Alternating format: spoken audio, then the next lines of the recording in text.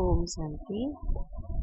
आज 2/6/24 प्रातमुरली ओम शांति अव्यक्त बाप दादा पुनरावृत्ति 18/1/20 मधुबन।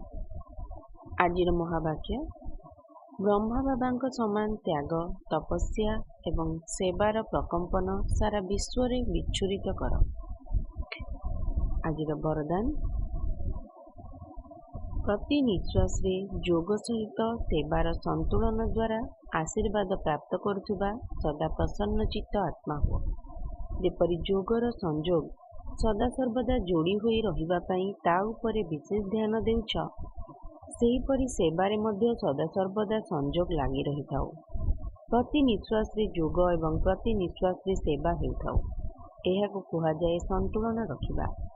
एही बड़ी संतुलन रखि पारिले सर्वदा आशीर्वाद अनुभव करि चलिब एवं अंतररू सर्वदा एही शब्द बाहरिब जे मु आशीर्वाद रे पालित हेउछि।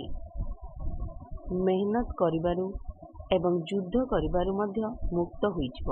काहेकि कौन किपरि एही सब प्रश्न ठारू मुक्त होई सर्वदा प्रसन्न चित्त रहि पारिब। तापरे सफलता तुमर जन्मसिद्ध अधिकार रूपरे अनुभव हेब।